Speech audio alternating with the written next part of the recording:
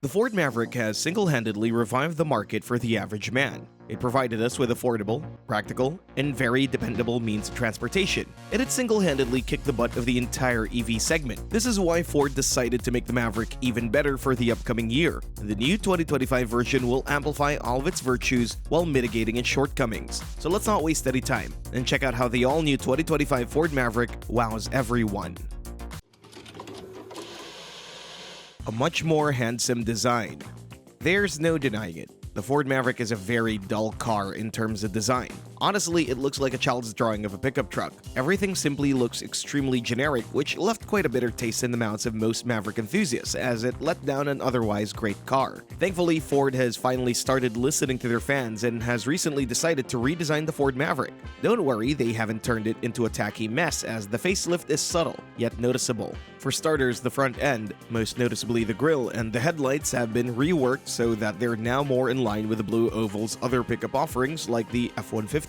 The Maverick will now have C-shaped headlights, much akin to its older brothers, that sleekly wrap around the grille, which is now a bit larger and far more imposing. The sides of the car will remain largely the same. However, the car is a bit less blobby. This is courtesy of the added trim that helps the Maverick look sharper and more aggressive without overdoing it. The rear of the Maverick has also been reworked a bit with different taillights and a different tailgate. However, these differences are, honestly, barely noticeable. In our opinion, the less extensive facelift of the rear end makes sense since the rear was easily the best part of the Maverick and was already pretty imposing in itself. All in all, we're very glad to see Ford successfully achieving an aggressive design that still nurtures the understatedness of the Maverick by blending the best of both worlds. However, what we're even more glad for is the fact that reliability issues have finally been sorted out. As good as the Maverick is, it's not without its faults. The previous model years of the Maverick were plagued with quality control issues and downright catastrophic reliability problems. The 2.5-liter i4 found in the hybrid was especially problematic, as it had a tendency to unalive itself and the car by spontaneously going up in flames. This is because oil and fuel tended to leak out of the engine itself and onto the piping hot exhaust manifold, which then led to the engine and later the batteries catching fire. Well, this will no longer be an issue, as Ford has finally decided to expand its production capacities and ease the strain on the Maverick's production line, which has led to such catastrophic failures. Mavericks will, as of the facelift model, be made in both higher numbers and made to a higher standard. Ford has especially emphasized fixing the reliability issues that have been plaguing the hybrid. As a result, we could expect the Maverick to be much more reliable both in terms of peripheral faults, such as turning off in the middle of the ride, or the aforementioned problem of it going up into flames. Furthermore, apart from reliability issues, this also means that the quality control of the vehicles in general will be much higher. This means that you can kiss the large panel gaps, early creasing seats, and rattly interior goodbye. Speaking of the interior, the Maverick will now have improved interior quality. We're not just talking about how the interior is being put together, but also the general quality of it. The upcoming 2025 Maverick will have an interior made out of higher quality materials and will be a massive improvement over the cheap plastic interior found in the current generation. You can expect soft-touch plastics, softer seats, and a much more tucked-in feeling in the cabin. There's also been mention of even better isolation, which would do wonders for the Maverick, especially the not-so-happily screaming 2.5 hybrids. Furthermore, you can do an infotainment upgrade, as the Maverick will, from now on, offer a larger infotainment screen. We honestly don't know what Ford was thinking with the currently offered screen, as it's way too small to be practical, and the system itself isn't all that intuitive to use. The 2025 model will get a software update for the lower-end models, and an all-new 12-inch screen will be offered for the higher trim levels, which will help open up the interior and also make it look and feel more upmarket. Now, you shouldn't expect a Lincoln or Cadillac in terms of quality. The Maverick will still be an Econobox and will retain typical Econobox qualities. However, it'll still be a massive improvement upon the scratchy rattlefest that the current model offers. Speaking of trims, the Ford Maverick will from now on offer an expanded number of trim levels.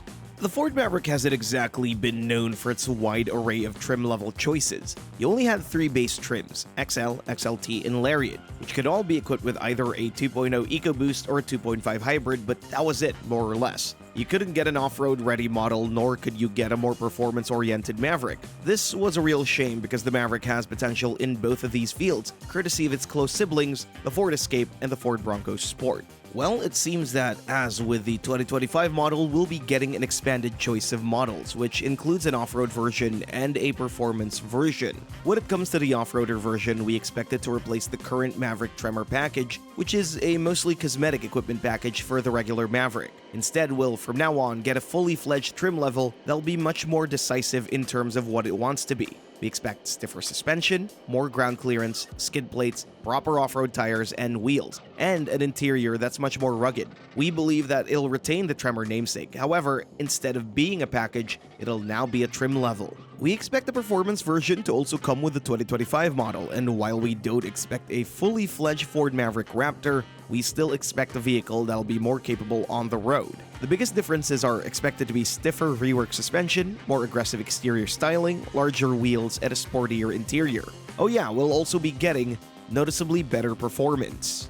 It goes without saying that the performance version will get a bit more horses under the bonnet. We expect it to get the 2.3-liter EcoBoost found in the lower spec Ford Mustang. There's also a very solid chance that a detuned 2.3 will be offered all across the range as a stronger alternative to the 2.0 EcoBoost. That said, the Maverick will most certainly retain the same 2.0-liter engine as the base engine choice, and we believe that it won't be getting any performance increases. What will get a performance increase is most likely the hybrid drivetrain. It'll most certainly get a slight horsepower increase, which will allow it better MPG figures and will also make it less burdened than it currently is.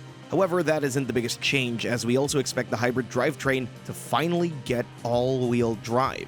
We're not sure if it'll come as standard or an optional extra. However, we're still glad to see it appear, as the hybrid's biggest letdown was the complete lack of an all-wheel drive option. This will easily make the hybrid a much more utilitarian-friendly vehicle, while also allowing it to retain its alluring MPG figures and solid daily driver value. Moreover, while all of these changes are quite a positive addition, it's more or less a given that the Maverick will also get more expensive thanks to the changes that have been made. So a question imposes itself. Will there be a massive price hike? Well, rather thankfully, no. There won't be a massive price increase. We believe that there won't be any differences in the pricing, despite the added new tech and improved quality, well, except for the inflation adjustment, but that's already been a given. This is because the Maverick will be produced in much larger quantities, which means that sourcing, buying, and producing necessary materials and parts will be less expensive than it was up until now. Granted, we won't be getting a price drop most likely, as the Maverick will be getting an extensive improvement. However, we'd much rather pay a bit more money and get a complete product than pay a bit less and get something that's quite substandard. The XL is expected to start around $24,000, just like the current model does. Granted, we don't expect the base model XL to utilize the aforementioned soft-touch materials and general interior improvements, which means that we might get a more affordable entry-level model. Well, if Ford decides not to get greedy, that is. The XLT will start at around $26,500, but for the money, you should expect a much higher level of quality than what the XL offers, and it's well worth the price difference in our opinion. The Lariat is expected to start at around $35,000 and will be a massive improvement over this year's Lariat thanks to the better interior quality and much better tech features that we previously mentioned. Furthermore, the new trim levels are also expected to cost either a couple of $100s more than the current range-topping Lariat, or at least be in the same price bracket. Thanks for watching and see you next time.